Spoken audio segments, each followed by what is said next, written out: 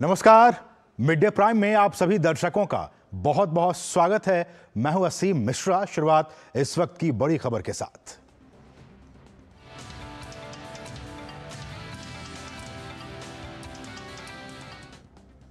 रक्षा मंत्री राजनाथ सिंह अरुणाचल प्रदेश के दौरे पर हैं। रक्षा मंत्री ने आज विजयादशमी के मौके पर तवांग में शस्त्र पूजा की।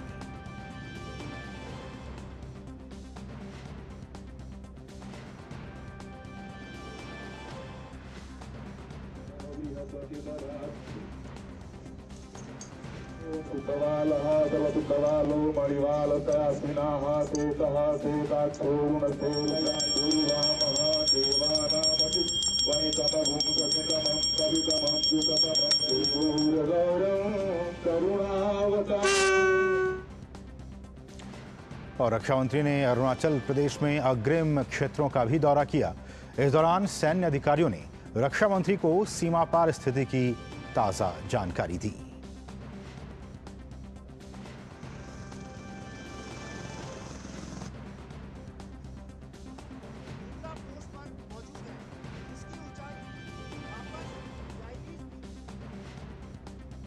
रक्षा मंत्री ने तवांग युद्ध स्मारक पर देश की सेवा के लिए न्यौछावर होने वाले जवानों को भावभीनी श्रद्धांजलि दी।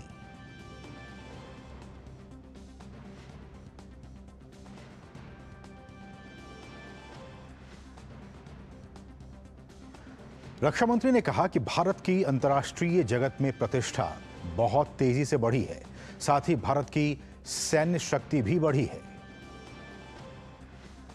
स्वाभिमान की भावना आपके अंदर होती है, वही यह जज्बा पैदा करती है।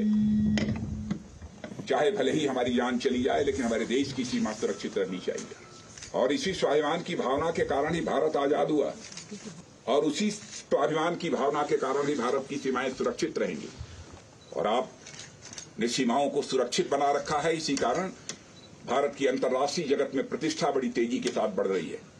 हमारे प्रधानमंत्री मोदी जी के नेतृत्व में भारत का कद यदि अंतर्राष्ट्रीय जगत में बढ़ा है, तो जो देश में आर्थिक विकास हुआ है उसका महत्व तो है ही, लेकिन आपने यदि देश की सीमाओं को सुरक्षित न रखा होता, आपका योगदान न होता, तो मैं विश्वास के साथ कह सकता हूं कि भारत का स्टेचर जो आज बना है सारी दुनिया वालों की नजर में, यह स्टेचर, यह कद न बन पाया। कुछ दूसरी अहम राष्ट्रीय खबरें।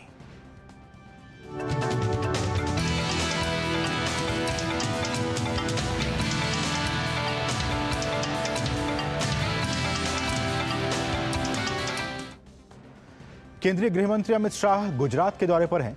अमित शाह आज कई विकास परियोजनाओं का शिलान्यास करेंगे, जिसमें गांधीनगर के पास मेहसाणा में खेल परिसर का शिलान्यास किया जाएगा। शहरी खेल परियोजनाओं के तहत इसका शिलान्यास किया जा रहा है। गृहमंत्री मानसा में बहुचर माता मंदिर में दर्शन और पूजा अर्चना भी करेंगे। इसके साथ ही अहमदाबाद में नैनो डीएपी लिक्विड प्लांट का लोकार्पण करेंगे। साणंद विधानसभा में विभिन्न विकास कार्यों का शिलान्यास और लोकार्पण भी उनके द्वारा किया जाएगा। वाणिज्य और उद्योग मंत्री पीयूष गोयल सऊदी अरब के रियाद में आज से शुरू हो रहे भविष्य निवेश पहल सम्मेलन में भाग लेंगे। 2 दिन के इस कार्यक्रम में पीयूष गोयल सऊदी अरब के ऊर्जा मंत्री शहजादे अब्दुल अजीज बिन सलमान अल सऊद सहित कई मंत्रियों के साथ मुलाकात करेंगे। गोयल सऊदी अरब के विदेश मंत्री के साथ जोखिम से अवसर तक नए औद्योगिक नीति युग में उभरती अर्थव्यवस्थाओं के लिए रणनीति विषय पर एक सेशन की सह अध्यक्षता भी करेंगे। वे भारतीय समुदाय के लोगों के साथ संवाद करेंगे। गोयल विश्व के कारोबारी प्रमुखों और बड़ी कंपनियों के सीईओ के साथ भी मुलाकात कर सकते हैं। भारत तिब्बत सीमा पुलिस यानी आईटीबीपी आज अपना 62वां स्थापना दिवस मना रही है। आईटीबीपी की स्थापना 24 अक्टूबर 1962 को भारत चीन युद्ध के दौरान की गई थी और ये एक सीमा सुरक्षा पुलिस बल है जो उच्च ऊंचाई वाले अभियानों में विशेषज्ञता रखता है। केंद्रीय गृह मंत्री अमित शाह ने आईटीबीपी कर्मियों को उनके स्थापना दिवस पर शुभकामनाएं दी हैं। एक्स पर उन्होंने कहा है कि आईटीबीपी कर्मियों को उनके स्थापना दिवस पर हार्दिक शुभकामनाएं। पिछले कुछ वर्षों में आईटीबीपी मानवीय शक्ति के तौर पर काफी विकसित हुआ है, जो कठोर जलवायु परिस्थितियों और दुर्गम इलाकों में देश की सीमाओं और महत्वपूर्ण हितों की रक्षा करता है। उनका बलिदान आने वाली पीढ़ियों के लिए देशभक्ति का आदर्श के रूप में काम करता है। हमारे देश के हिम वीरों को सलाम।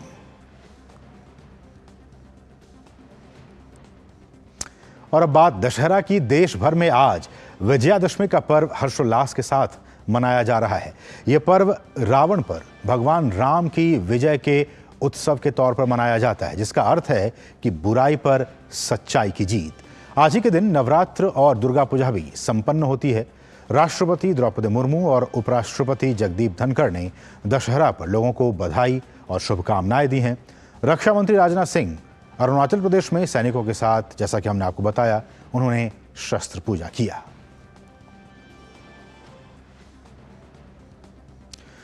और राष्ट्रपति द्रौपदी मुर्मू ने विजयादशमी की शुभकामनाएं दी हैं। राष्ट्रपति ने एक्स पर लिखा है कि दशहरा के पावन त्योहार पर सभी देशवासियों को मेरी हार्दिक शुभकामनाएं।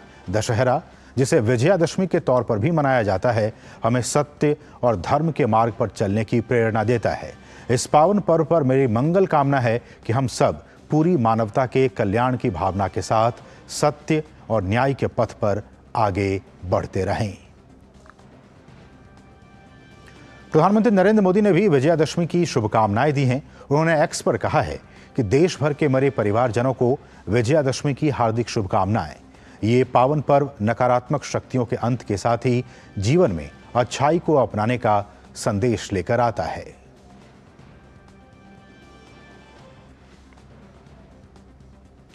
और राष्ट्रीय स्वयंसेवक संघ यानी आरएसएस ने आज नागपुर में विजयादशमी उत्सव का आयोजन किया। कार्यक्रम में सर संघचालक डॉक्टर मोहन भागवत समेत सैकड़ों पदाधिकारी और स्वयंसेवक मौजूद थे। इस कार्यक्रम में प्रसिद्ध संगीतकार और गायक शंकर महादेवन मुख्य अतिथि के तौर पर शामिल हुए। इसके साथ ही महाराष्ट्र के उप मुख्यमंत्री देवेंद्र फडणवीस और केंद्रीय मंत्री नितिन गडकरी भी मौजूद थे। आरएसएस के सर संघचालक मोहन भागवत ने गायक शंकर महादेवन का स्वागत किया। इस मौके पर स्वयंसेवकों ने पथ संचलन भी किया। विजयादशमी के दिन ही आरएसएस अपना स्थापना दिवस मनाता है।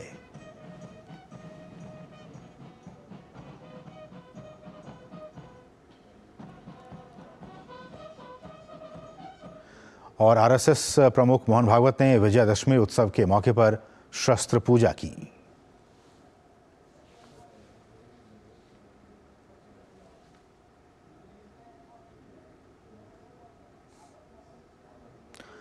सरसंघ चालक मोहन भागवत ने डॉक्टर हेडगेवार को भी पुष्पांजलि अर्पित की। इस मौके पर आरएसएस प्रमुख ने कार्यक्रम को संबोधित भी किया। उन्होंने वैश्विक पटल पर देश की बढ़ती ताकत को सराहा। मोहन भागवत ने कहा कि हमारा देश हर क्षेत्र में आगे बढ़ रहा है। हमारा देश सब क्षेत्रों में आगे बढ़ रहा है, ये हम देख रहे हैं। आर्थिक स्थिति भी हमारी, हम 5वें नंबर पर 10वें से ऊपर उठकर आ गए इकोनॉमी। डिजिटल टेक्नोलॉजी का हमने उपयोग किया गरीबों के कल्याण में, सारी योजनाएं नीचे तक पहुंची, उसके लाभ, ये सारी बातें हमने की। स्टार्टअप्स की क्रांति जैसे हो गई सभी क्षेत्रों में, केवल टेक्नोलॉजी में नहीं, कृषि हो, स्पेस हो, डिफेंस हो, सर्वत्र ये प्रगति भी हमने देखी है। सरसंघ चालक डॉक्टर भागवत ने कहा कि G20 शिखर सम्मेलन बहुत ही सफल रहा और भारत के आतिथ्य की दुनिया भर में प्रशंसा की गई। प्रतिवर्ष भारतीयों का गौरव दुनिया में बढ़ रहा है। दानवता पर मानवता की पूर्ण विजय का ये जो विजय पर्व अपना विजयादशमी है, इस वर्ष की विजयादशमी में भी हम ये अनुभव कर रहे हैं। जैसे G20 की परिषद यहाँ पर हुई, वो तो प्रतिवर्ष होती है, लेकिन यहाँ पर हुई, उसके एक विशेषता रही। उस परिषद में हमारे भारतीयों के आतिथ्य की बड़ी प्रशंसा हुई, उसका पहली बार उन्होंने अनुभव किया।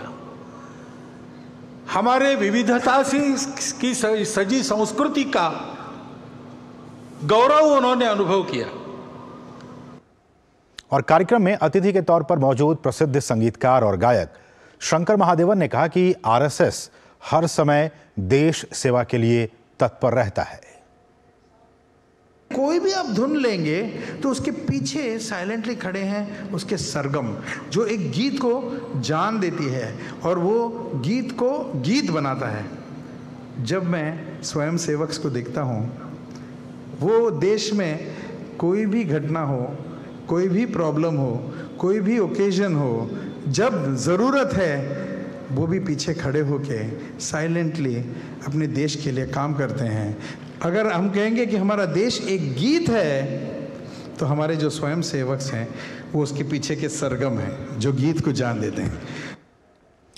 और शंकर महादेवन ने मां सरस्वती पर एक श्लोक भी गाया। या कुंदेन्दु तुषारहार धवला, या शुभ्रवस्त्रावृता, या वीणावरदण्डमण्डितकरा, या श्वेतपद्मासना,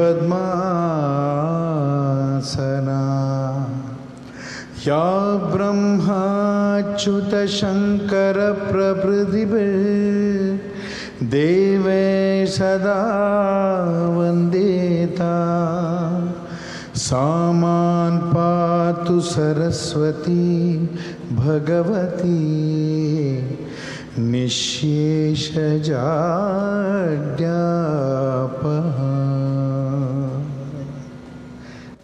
और अब बात करें कुल्लू दशहरा की।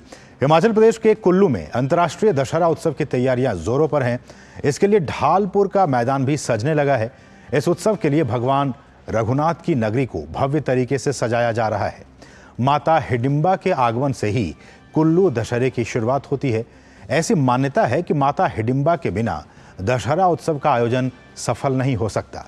आइए देखते हैं कुल्लू के अंतर्राष्ट्रीय दशहरे पर डीडी न्यूज हिमाचल की ये खास रिपोर्ट।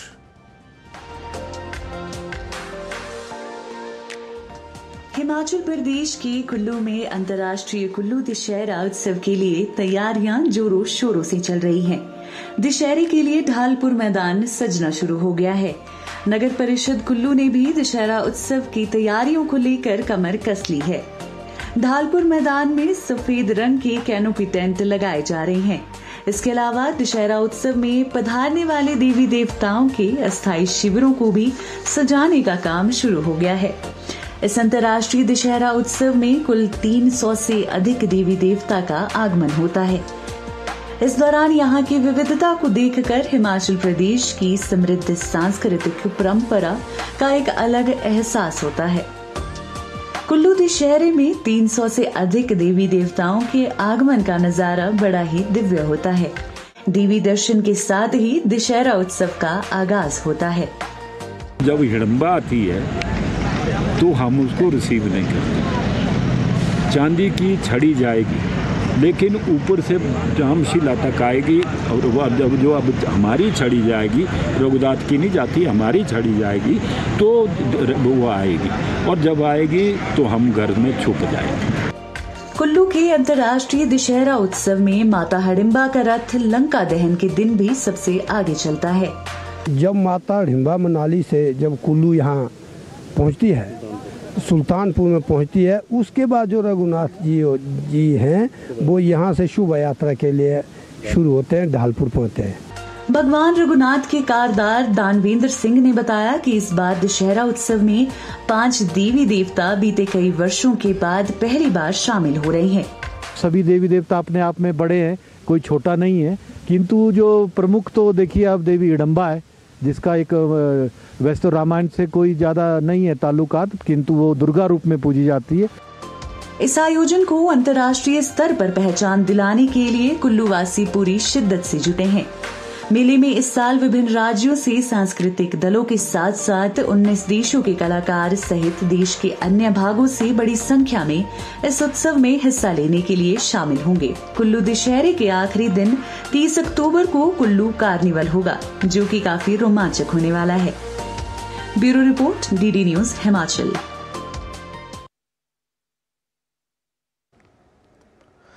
उत्तर प्रदेश के मुख्यमंत्री योगी आदित्यनाथ ने गोरखपुर स्थित गोरखनाथ मंदिर में आज भगवान श्रीनाथ की पूजा अर्चना की। योगी ने पूरे विधि विधान के साथ पूजा अर्चना की।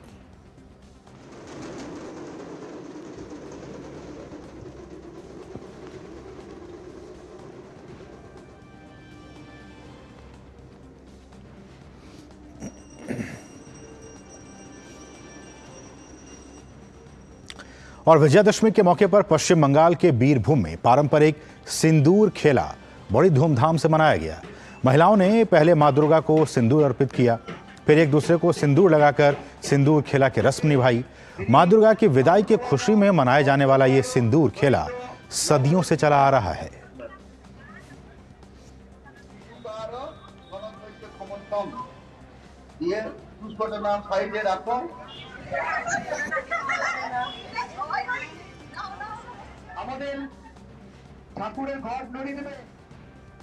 हमारे सहयोगी अक्षय डोंगरे इस वक्त मौजूद हैं नई दिल्ली स्थित जो मिंटो रोड है, वहां भी बंगाली समुदाय के लोग रहते हैं और बहुत ही धूमधाम से दुर्गा पूजा मनाते हैं। अक्षय, आपको भी विजयादशमी की बहुत बहुत शुभकामनाएं। और सबसे पहले तो यही कि कैसा माहौल है वहां पे? देखिए, माहौल की अगर बात की जाए तो आज आखिरी दिवस है दुर्गा पूजा का। आज के दिन ही विसर्जन किया जाएगा माँ दुर्गा की जो प्रतिमाएं हैं, पीछे उनके जो 4 बच्चों की प्रतिमाएं हैं, वो मूर्तियां हैं, उनका आज विसर्जन किया जाएगा। और यहाँ पर अगर बात की जाए तो सिंदूर खेला की तैयारियां बिल्कुल शुरू हो चुकी है। सिंदूर खेला वो क्रिया होती है जो विसर्जन से ठीक पहले की जाती है। माँ दुर्गा की जो मूर्तियां हैं उन्हें सिंदूर लगाया जाता है, एक तरह से अगले साल दोबारा आने के लिए एक तरह से उन्हें विदाई दी जाती है इस साल के लिए। और अभी आपको यहाँ पे लोगों से बात करके देखते हैं कि किस तरह से तैयारियां रहने वाली है। सर, क्या प्रोग्राम रहने वाला है अभी आगे का? अभी तो दुर्गा माँ को वरण करेंगे, मतलब चुमाएंगे, सिंदूर खेला होगा और फिर उसके बाद हर्षोल्लास के साथ उनको विसर्जित किया जाएगा। यहाँ पे हम लोग आर्टिफिशियल पॉन्ड बनाया क्योंकि जमुना का पानी बहुत खराब है और इसी वजह से जमुना में हम लोग विसर्जित नहीं करेंगे। यहाँ पे आर्टिफिशियल पॉन्ड बनाए हैं और बढ़िया पानी, शुद्ध पानी से उनको वो करेंगे। और उसके बाद आखिरी दिन होता है आज, कहीं ना कहीं एक मन में वो भी रहती है बात कि दुर्गा पूजा खत्म हो रही है, तो नहीं, एक्चुअली हमें भावभीनी विदाई देते हैं। हमारा तो सुबह सुबह जब आया था, लिटरली क्या होता है, पंडित जो लगन के हिसाब से जब विसर्जित करते हैं और हमने वो दर्पण में दर्शन करते हैं कि पंडित वो दुर्गा माँ विसर्जित हो गया है, वहाँ पे आपको शायद दिखाएंगे हम कि वो जब देखता हूँ तब मुझे आंखों से और आंसू मतलब रहा नहीं जाता है, वो टपक पड़ता है। ये देखिए, इस तरह से कुछ भाव है।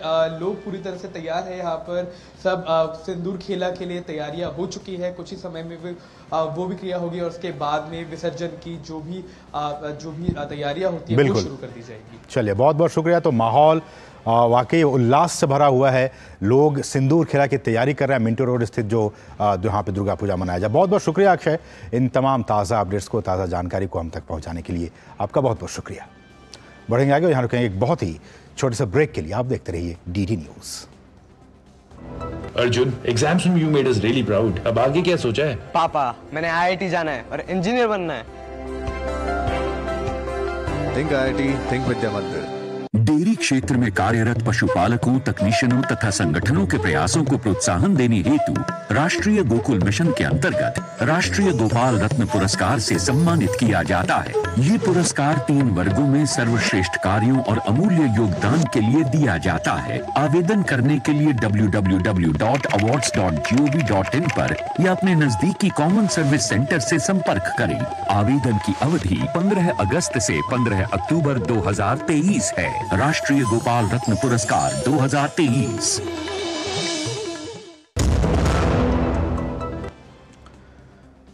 और अब बात करेंगे चुनाव से जुड़ी खबरों की। बात छत्तीसगढ़ चुनाव की, तो छत्तीसगढ़ विधानसभा चुनाव के बीच कांग्रेस की मुश्किलें बढ़ती जा रही हैं। टिकट बंटवारे के बाद पार्टी में उपजी बगावत थमने का नाम नहीं ले रही है। कांकेर जिले के अंतागढ़ विधानसभा क्षेत्र में विधायक अनूप नाग का टिकट कटने पर हंगामा जारी है। अनूप नाग के समर्थन में कांग्रेस के 30 कार्यकर्ताओं ने पार्टी से इस्तीफा दे दिया है। वहीं अनूप नाग ने निर्दलीय उम्मीदवार के तौर पर चुनाव लड़ने का फैसला किया है।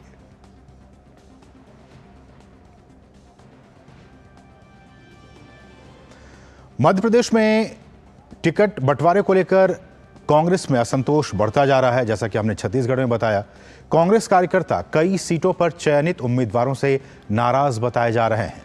पार्टी कार्यकर्ताओं की ये नाराजगी सार्वजनिक रूप से भी देखी जा सकती है।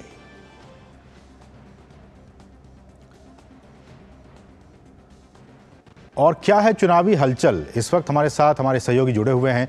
हमारे साथ अजीत द्विवेदी है जो कि भोपाल से इस वक्त जुड़ चुके हैं, और साथ ही साथ हमारे से छत्तीसगढ़ के बस्तर से हमारे साथ सोमेश पटेल हैं, वो भी हमारे साथ जुड़ चुके हैं। सोमेश, मैं आपके पास आना चाहूँगा।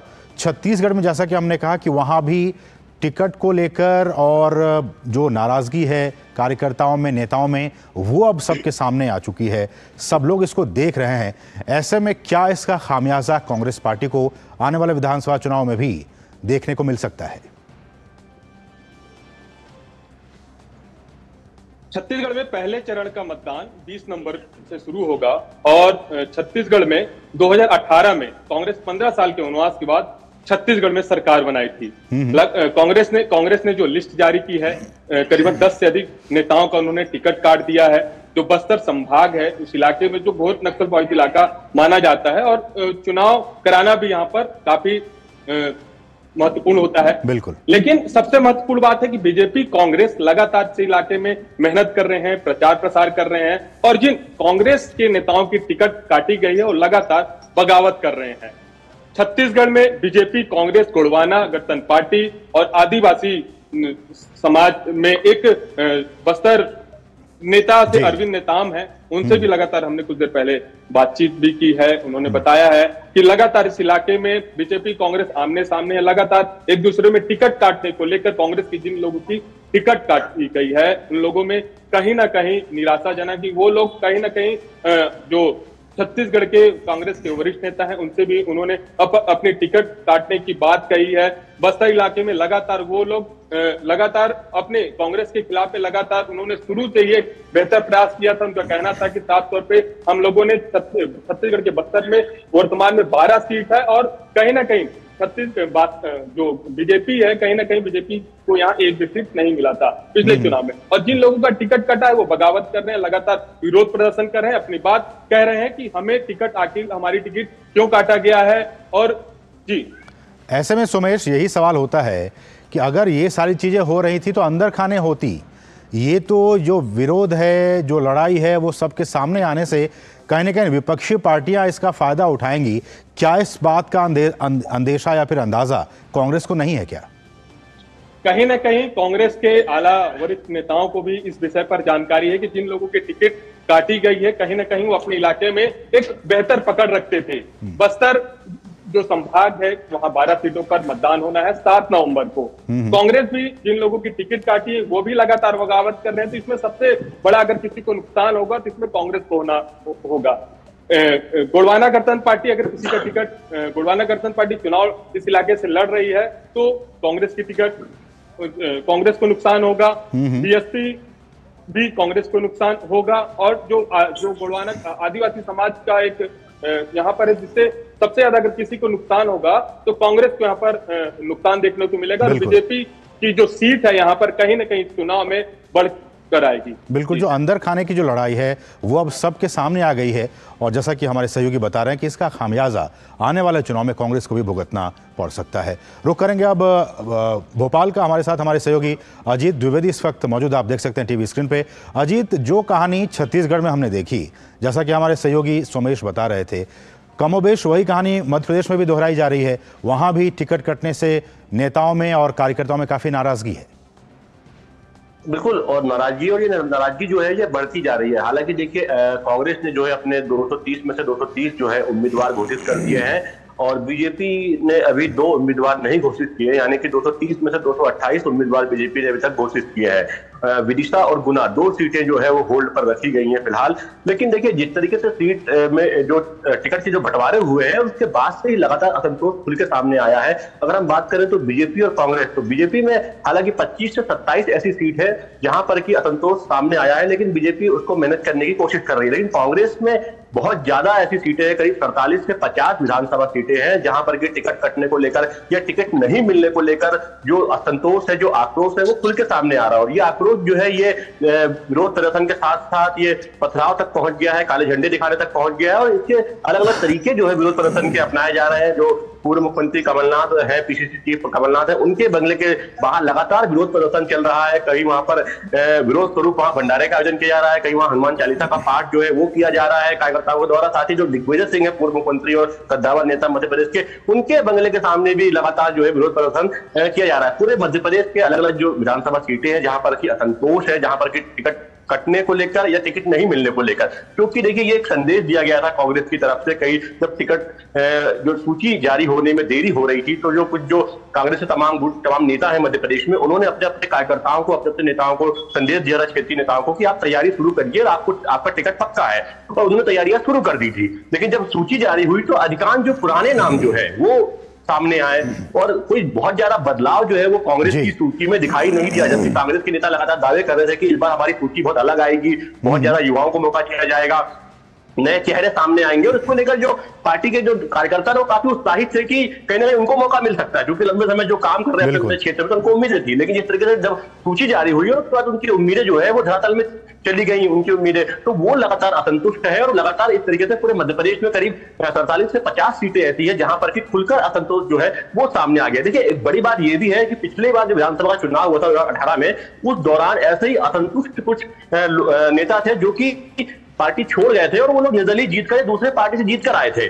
तो ये एक बड़ी समस्या हो सकती है दोनों ही पार्टियों के लिए, क्योंकि पिछली बार जो आंकड़ा था जीत और हार का बहुत कम था कई सीटों में, और जो बीजेपी और कांग्रेस का जो आंकड़ा था, जो बीजेपी का 109 और कांग्रेस का 114, तो बहुत कम सीटों का आंकड़ा था। उसमें जो कांग्रेस सरकार बनाने में सफल हो पाई थी। लेकिन ये कुछ निर्दलीय अगर लड़ाई लड़ लेते हैं, चुनाव लड़ लेते हैं, या दूसरी पार्टी ज्वाइन कर लेते हैं, बीएसपी सपा ज्वाइन करके वहां चुनाव लड़ते हैं, तो कहीं ना कहीं मुश्किलें जो है वो दोनों ही पार्टी के लिए पैदा हो सकती है। इसलिए दोनों ही पार्टियां कोशिश कर रही है कि इनको डैमेज कंट्रोल किया जाए, इनको मनाया जाए। बिल्कुल, जो असंतुष्ट हैं उनको मनाने की जरूरत है, नहीं तो जैसा कि आप बता रहे हैं कि इसका खामियाजा भी भुगतना पड़ सकता है। बीते चुनाव में भी हमने ऐसे देखा। बहुत बहुत शुक्रिया सोमेश आपका भी छत्तीसगढ़ से जुड़ने के लिए, और अजीत आपका भी बहुत बहुत शुक्रिया भोपाल से हम तक जुड़ने के लिए और इन तमाम ताज़ा अपडेट्स को हम तक पहुंचाने के लिए।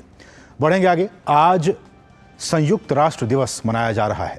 24 अक्टूबर 1945 को संयुक्त राष्ट्र घोषणा पत्र लागू किया गया था आज ही के दिन, और इसी की याद में यह दिन मनाया जाता है। विदेश मंत्री डॉक्टर एस जयशंकर ने अपने संदेश में कहा है कि 78वें संयुक्त राष्ट्र दिवस पर हम यूएन और उसके चार्टर के प्रति भारत की जो कमिटमेंट है, जो प्रतिबद्धता है, हम उसको दोहराते हैं। हम ऐसे सुधारित बहुपक्षवाद के महत्व पर जोर देते हैं जो निष्पक्षता, समावेशिता और बहुध्रुवीयता को बढ़ावा दे, एक अधिक उद्देश्यपूर्ण संयुक्त राष्ट्र ग्लोबल साउथ की अपेक्षाओं और आकांक्षाओं को पूरा करेगा। अंतर्राष्ट्रीय परमाणु ऊर्जा एजेंसी यानी IAEA के महानिदेशक राफेल मारियानो ग्रॉसी भारत के दौरे पर हैं। राफेल ने एक जिम्मेदार परमाणु शक्ति के रूप में भारत के बेमिसाल रिकॉर्ड की सराहना की। उन्होंने विशेष रूप से स्वदेशी परमाणु ऊर्जा संयंत्रों के विकास और तैनाती को रेखांकित किया। India is a country that has a very important nuclear electricity generation program as part of its 2070 vision of a decarbonized economy.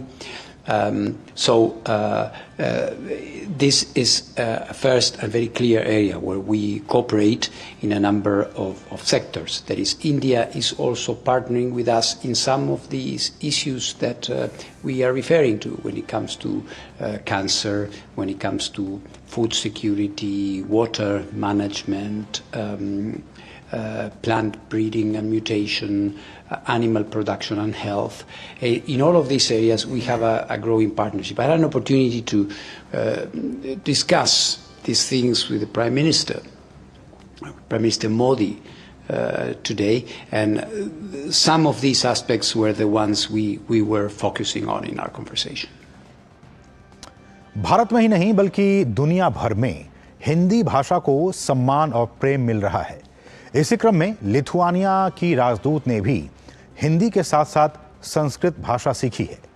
सांस्कृतिक और भाषाई संबंधों को मजबूत करने के एक ठोस प्रयास में एक लिथुआनियाई संस्कृत विद्वान विटिस विदुनस और भारत में लिथुआनिया की राजदूत डायना मिकेविसीन ने लिथुआनियाई भाषा और संस्कृत के बीच भाषाई संबंधों के विषय में जानकारी मुहैया करवाने के लिए एक मिशन की शुरुआत की है। उन्होंने बताया कि इसको लेकर एक शब्दकोश डिक्शनरी भी प्रकाशित हो चुका है जो कि 108 शब्दों का है। Lithuanian language is officially recognized to be the closest living sister language of Sanskrit. So it is a bridge between the two peoples, and it is a very important also bridge and motive for so many of our people to reach out to research this connection and to enjoy it. Lithuanian Embassy organized a series of lectures by the Sanskrit scholar from Lithuania, Mr. Vytis Vidūnas, who is also my own Sanskrit teacher from my university times, to speak about this linguistic connection, to present the most interesting examples of similarities, which are in fact striking, not just in vocabulary, which we share a lot, but also in grammatical structure. और अब बात चक्रवाती तूफान की। बंगाल की खाड़ी के उत्तर पश्चिम में बना चक्रवाती तूफान हमून बहुत अत्यंत भीषण चक्रवाती तूफान में तब्दील हो गया है। इसके उत्तर उत्तर पूर्व दिशा की ओर बढ़ने और खेपुपारा और चटगांव के बीच बांग्लादेश के तटीय क्षेत्र को कल पार करने की संभावना है। इस बीच अरब सागर में चक्रवात तेज यमन के तटीय क्षेत्र को पार कर गया है। इसके कमजोर पड़ने की आशा है। तेज और हमून चक्रवात को हिंद महासागर में बने 2 चक्रवात के तौर पर देखा जा रहा है, यानी कि पश्चिम के साइड भी और पूरब के साइड भी। ऐसे 2 चक्रवाती तूफान लुबान और तितली 2008 में भी आए थे। और राष्ट्रीय आपदा मोचक बल यानी एनडीआरएफ ने देश की सुरक्षा में अपने प्राणों की आहुति देने वाले शहीदों को याद करते हुए नई दिल्ली स्थित राष्ट्रीय पुलिस स्मारक पर शहीद स्मृति समारोह का आयोजन किया। समारोह में मुख्य अतिथि के तौर पर केंद्रीय गृह सचिव अजय भल्ला शामिल हुए।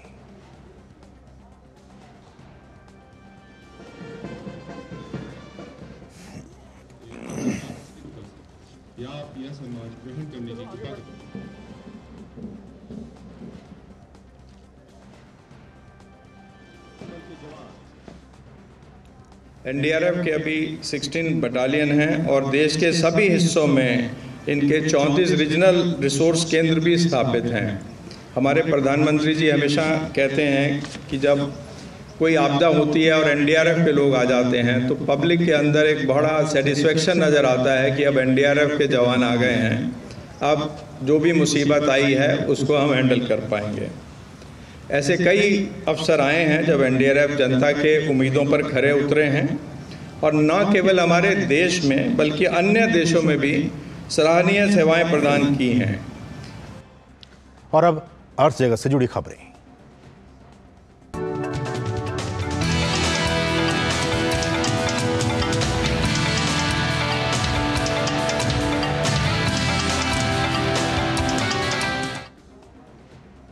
व्यापार जगत खबरें फटाफट अंदाज में।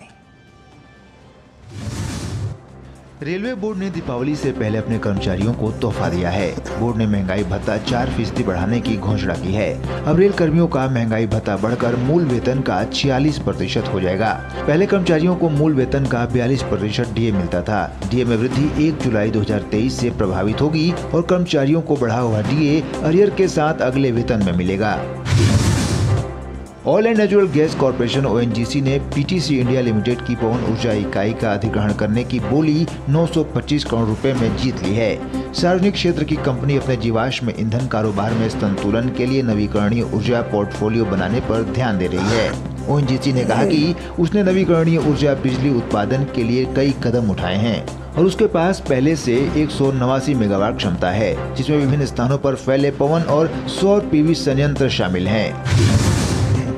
सरकारी स्वामित्व वाली भारतीय अक्षय ऊर्जा विकास एजेंसी यानी इरेडा का चालू वित्त वर्ष की जुलाई सितंबर तिमाही में शुद्ध लाभ 54% बढ़कर 284.7 करोड़ रुपए हो गया।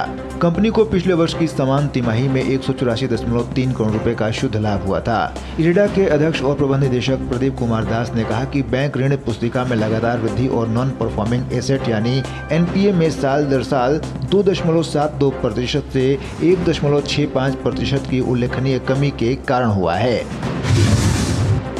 कोयला मंत्रालय के मुताबिक भारत का कोयला स्टॉक वर्तमान में लगभग 71.35 मिलियन टन है, जो पिछले साल की तुलना में 18.05% अधिक है। मंत्रालय ने एक बयान में कहा कि बिजली संयंत्रों को कोयले की दैनिक आपूर्ति अब मांग से अधिक है। पिछले 10 दिनों में सभी स्रोतों से कुल उत्पादन 2.6 मिलियन टन प्रति दिन से अधिक है। पिछले वर्ष इसी अवधि के दौरान कुल स्टॉक 60.44 मीट्रिक टन था, जबकि इस वर्ष 21 अक्टूबर तक कुल कोयला स्टॉक 71.35 मिलियन टन था, जो 18.05% अधिक है।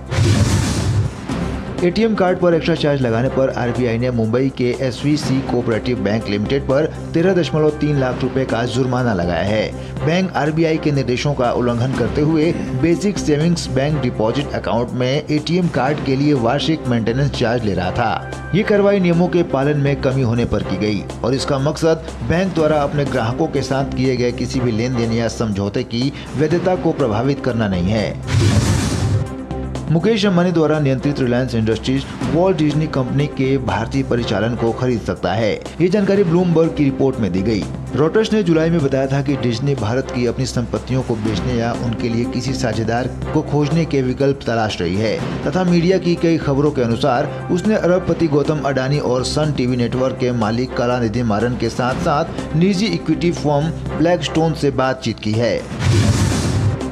पूंजी बाजार नियामक सेबी ने तलाशी एवं जब्ती की कार्रवाई के दौरान डेटा चुराने में अपनी टीमों की मदद के लिए अर्नस्ट एंड यंग एलएलपी और KPMG assurance and consulting says LLP समेत 12 फर्मों को नियुक्त किया है। इस पैनल में शामिल कंपनियां तलाशी टीमों को डिजिटल फॉरेंसिक सेवाएं मुहैया कराएंगी।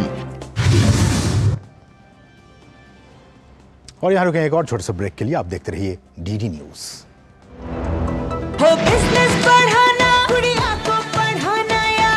मिसेस के साथ वेकेशन लो मुथूट फाइनेंस गोल्ड लोन, भरोसा इंडिया का। मुथूट फाइनेंस भारत का नंबर 1 सबसे भरोसेमंद financial services brand. Gold loan के लिए अभी कॉल करें 1-800-313-1212। थिंक आईआईटी, थिंक विद्या मंदिर, थिंक आईआईटी, थिंक विद्या मंदिर, थिंक आईआईटी, थिंक विद्या मंदिर।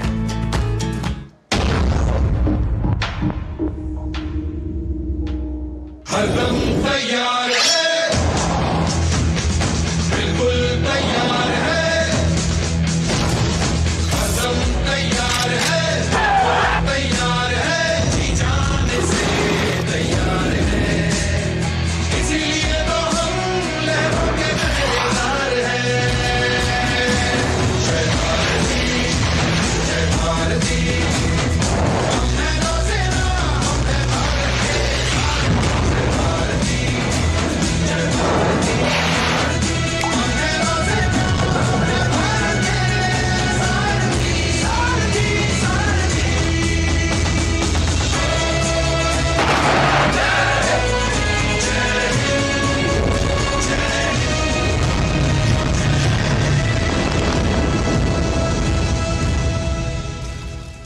माँ, ये खीर किसके लिए?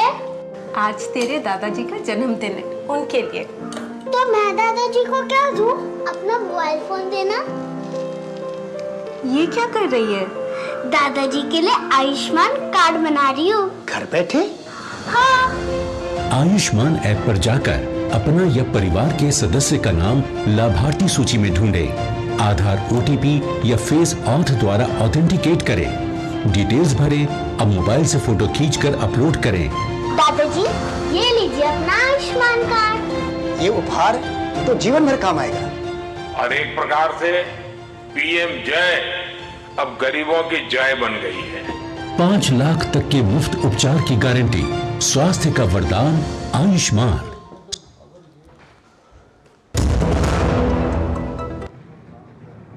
और अब कुछ अंतर्राष्ट्रीय खबरें।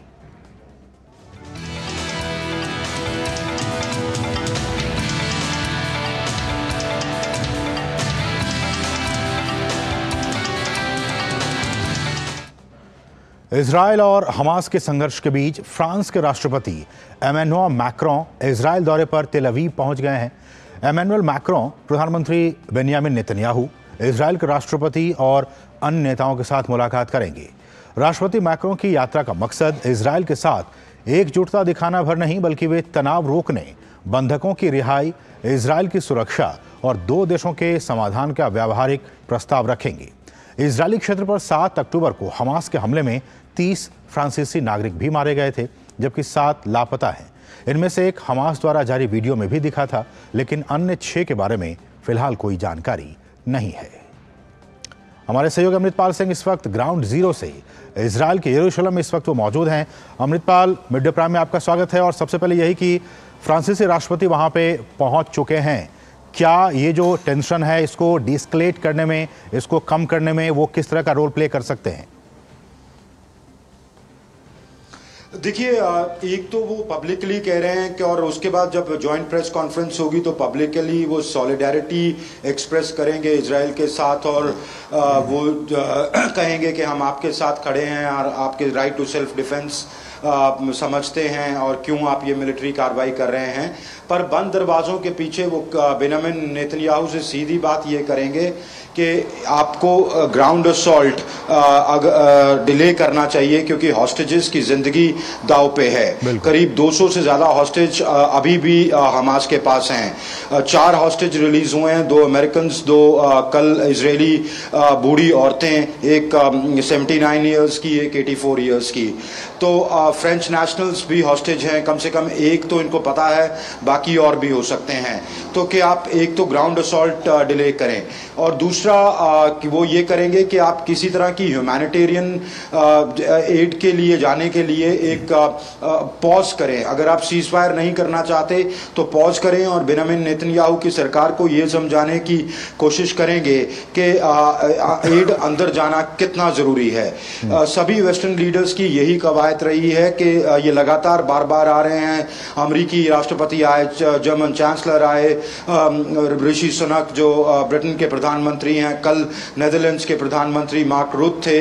तो वेस्टर्न नेशंस कह तो रहे हैं और है भी उनकी सपोर्ट इजराइल के साथ, और उनको कह रहे हैं, अलाउ कर रहे हैं मिलिट्री कैंपेन, पर ह्यूमैनिटेरियन एड और हॉस्टेजेस को लेकर बेंजामिन नेतन्याहू की सरकार पर एक दबाव भी है कि आप सिविलियन कैजुअलिटीज कम करें, क्योंकि ये स्पिल ओवर हो सकता है रीजनल कॉन्फ्लिक्ट में। असीम, और न सिर्फ वेस्टर्न पावर्स बल्कि यूएन ने भी इंटरवीन करके बोला है, ये खासकर जो सिविलियंस हैं उन पे आप टारगेट ना करें, क्योंकि जो खबरें वहाँ से अमृतपाल आ रही हैं, जो वीडियोस हमने देखे हैं सोशल मीडिया पे, बच्चों के हैं, महिलाओं के हैं, बूढ़े लोगों के हैं, कम से कम वैसे लोगों पर अटैक ना करें। आपकी लड़ाई हमास के साथ है, आप उस पर अटैक करें, लेकिन सिविलियंस जो हैं उनको कम से कम इससे दूर रखें। यूएन कह तो रहा है ये इस बात, पर इजराइल कह रहा है कि ये कोलैटरल डैमेज है, ये तो होगा ही। हम सिविलियंस को अटैक नहीं कर रहे हैं, हमास गुरिल्लाज हैं। अगर वो हॉस्पिटल्स में छुप रहे हैं, वो अगर वो स्कूल्स में छुप रहे हैं, अगर वो सिविलियन पॉपुलेशन को ह्यूमन शील्ड यूज कर रहे हैं, तो ये सब होगा। ये इजराइल का कहना है। और इजराइल की के डिफेंस में आप ये जरूर कह सकते हैं कि इनकी एयरफोर्स बॉम्बिंग से पहले लीफलेट्स गिराती है वहां पर, और लोगों को कहा जा रहा है कि आप ये खाली करें और मूव करें। और अगर यूएन की माने तो 60% लोग ऑलरेडी नॉर्दर्न गाजा से माइग्रेट कर चुके हैं, पर सबके लिए माइग्रेट करना आसान नहीं है। गाजा कोई बहुत बड़ी पट्टी है तो है नहीं। आप मान लें 41 किलोमीटर लंबी, कई जगहों पे 4 या 6 किलोमीटर मतलब नैरो, और कहीं जगह 12 किलोमीटर वाइड। तो आप कह रहे हैं कि 41 इंटू अबाउट 10 किलोमीटर्स वाइड, तो कितनी एरिया है कि लोग इतने सारे 24 लाख लोग वहां हैं। तो डिस्प्लेसमेंट्स की अपनी समस्याएं हैं। तो इस सब के बीच वहां ह्यूमैनिटेरियन स्थिति खराब है। तो यूएन कह रहा है आप बॉम्ब ना करें, बाकी देश भी इनको कह रहे हैं कि सिविलियन कॉस्ट का देखें, पर इजराइल इस पे अड़ा हुआ है कि देखिए जब तक हम अपना ऑब्जेक्टिव अचीव नहीं करते हम अपनी मिलिट्री कैंपेन बंद नहीं करेंगे। और उन्होंने तो यहां तक कह डाला है कि जो लोग नहीं मूव करते हम उनको आतंकवादियों के या हमास के कोलैबोरेटर्स मानेंगे। तो इजराइल को कोई फर्क नहीं पड़ रहा एक लेवल पर कि सिविलियन कैजुअलिटीज हो रही हैं। वो कह रहे हैं ये हमास रिस्पॉन्सिबल है, और अगर लोग नहीं मूव करते तो वो रिस्पॉन्सिबल है। हमें अपनी सुरक्षा और अपने लोगों की सुरक्षा ज्यादा इंपॉर्टेंट है। चलिए, तो लगातार ये युद्ध चल रहा है, आज 18वां दिन है। आप भी अपना बहुत ख्याल रखिएगा। अमृतपाल, इन तमाम ताज़ा अपडेट्स को हम तक पहुंचाने के लिए आपका बहुत बहुत शुक्रिया, बहुत बहुत शुक्रिया आपका। बढ़ेंगे आगे और अब बात करेंगे खेल जगत की कुछ अहम खबरों की।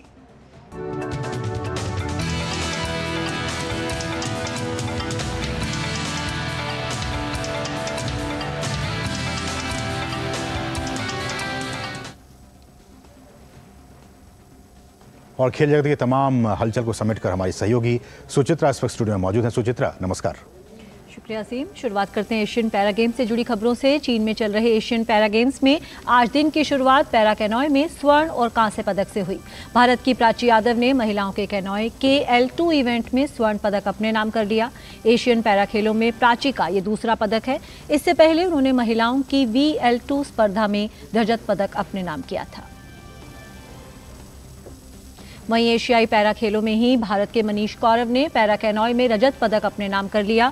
मनीष ने मेंस KL3 फाइनल इवेंट में कांस्य पदक पर कब्जा जमाया। कैनोय में ही भारत के गजेंद्र सिंह ने कांस्य पदक अपने नाम करने में सफलता पाई। गजेंद्र सिंह ने पुरुषों के VL2 इवेंट में भारत के लिए कांस्य पदक हासिल किया। दीप्ति जीवनजी ने आज भारत को स्वर्ण पदक दिलाया। दीप्ति ने महिलाओं की 400 मीटर T20 स्पर्धा में 56.69 सेकंड के शानदार समय के साथ नया एशियाई पैरा रिकॉर्ड और गेम्स रिकॉर्ड स्थापित करते हुए भारत के लिए स्वर्ण पदक जीता। भारत की सिमरन वत्स ने महिलाओं की 100 मीटर T12 स्पर्धा में 12.68 सेकंड की शानदार टाइमिंग के साथ रजत पदक हासिल किया। अब खबर क्रिकेट विश्व कप से जुड़ी हुई।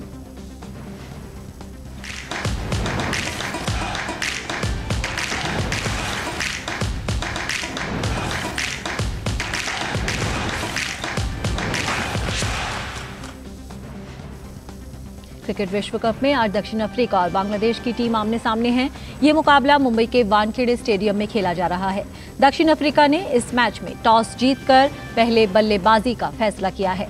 मौजूदा विश्व कप में दोनों टीमों का सफर एक दूसरे से बिल्कुल विपरीत रहा है। दक्षिण अफ्रीकी टीम को अब तक 4 मैच में से 3 में जीत मिली और 1 में उन्हें हार का सामना करना पड़ा।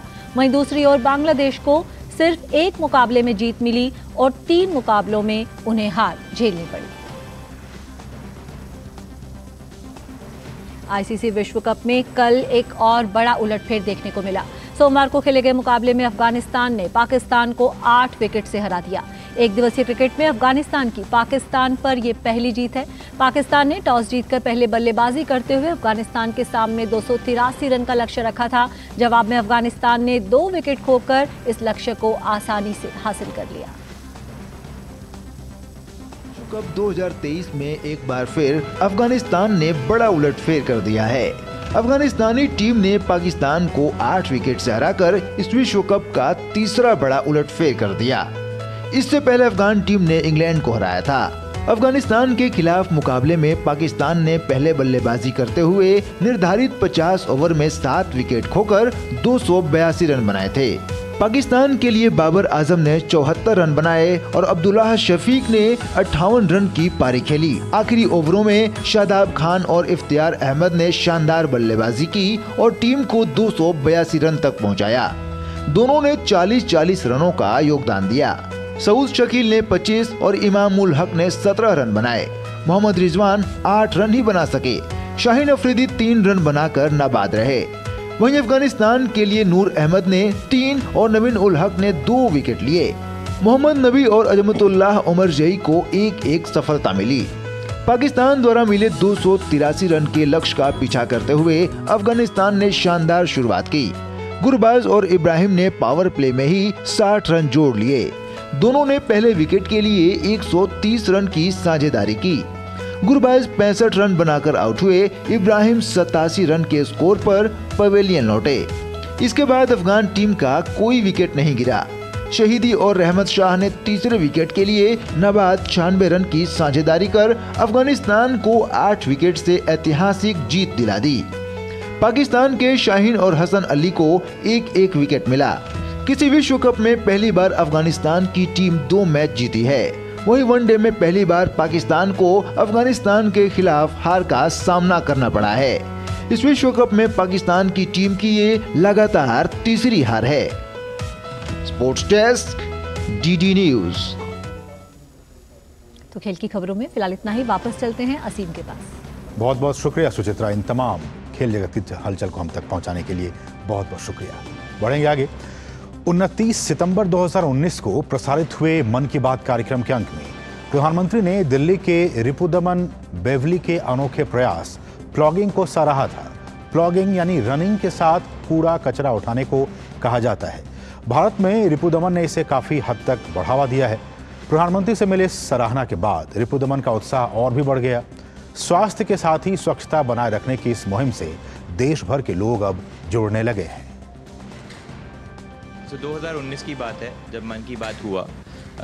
2016 में हमने इस मुहिम की शुरुआत की थी, कूड़ा मुक्त भारत, लिटर फ्री इंडिया। 2016 से 2019 तक हमने तकरीबन 20 शहरों में इसको लेकर गए और फिर 2019 में मैंने एक मुहिम चलाई जहां पे 50 दिनों में 50 शहरों की सफाई करते हुए, रनिंग करते हुए 1000 किलोमीटर ऑन फुट हमने क्लीन अप किया। और उसके दौरान माननीय प्रधानमंत्री जी का कॉल आया और उन्होंने कहा कि हम आपके साथ इस मुहिम में जुड़ना चाहेंगे और पूरा भारत जुड़ना चाहेगा। और उसके बाद एक के बाद एक चीज़ें बदलती गई और आज तकरीबन इतने सालों में 1 करोड़ लोगों ने इसमें पार्टिसिपेट कर चुके हैं। आज संयुक्त राष्ट्र स्थापना दिवस है। हर वर्ष ये दिन 24 अक्टूबर को मनाया जाता है। इस वर्ष संयुक्त राष्ट्र दिवस की थीम है the front lines of climate action. आइए आज के न्यूज लेंस में आपको बताते हैं क्या है संयुक्त राष्ट्र और क्या है इसकी वैश्विक भूमिका।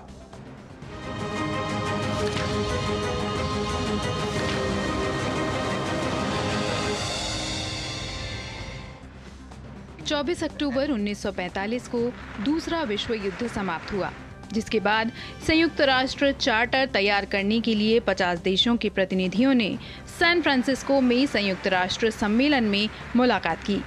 इसी दिन संयुक्त राष्ट्र आधिकारिक तौर पर अस्तित्व में आया। I have the honor today of welcoming to London this great assembly of delegates of the United Nations. इसके स्थायी सदस्य बने अमेरिका, ब्रिटेन, फ्रांस, रूस और चीन। इसके गठन पर विवादास्पद विश्व युद्ध के इन विजेताओं ने खुद को प्रतिबंधित करने और सैन्य हस्तक्षेप करने की शक्तियां निश्चित की। संयुक्त राष्ट्र का गठन अंतर्राष्ट्रीय शांति बनाए रखने के उद्देश्य से किया गया था, लेकिन इसकी स्थापना के 78 साल बाद भी 91 देश अभी भी किसी न किसी तरह के संघर्ष में शामिल हैं। इन्हीं संघर्षों के कारण वैश्विक सकल घरेलू उत्पाद का 13% नुकसान हुआ है। वैश्विक गतिरोध के बीच संयुक्त राष्ट्र ने भूखमरी के खिलाफ और विश्व भर के बच्चों के टीकाकरण के लिए कार्यक्रमों का संचालन किया है। यहाँ तक कि संयुक्त राष्ट्र के शांति बहाली के मिशन भी सफल रहे हैं।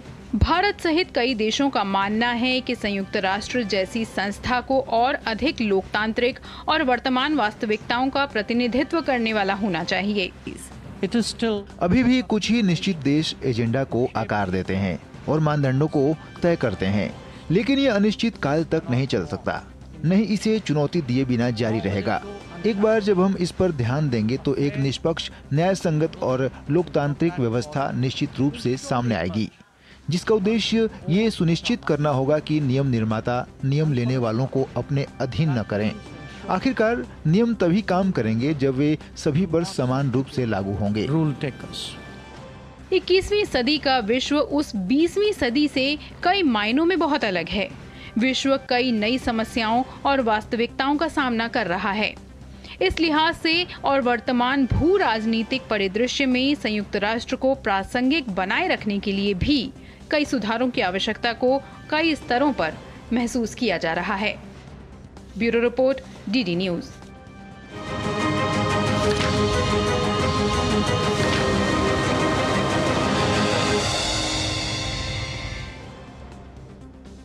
गुजरात के गांधीनगर में महानवमी पर प्रज्वलित 51,000 दियों में पीएम मोदी की झलक दिखाई गई है। भाजपा नेता अनिल बलूनी एक्स पर इसका एक वीडियो उन्होंने शेयर किया। आप भी देखिए इस वीडियो को और हमें दीजिए अनुमति। नमस्कार।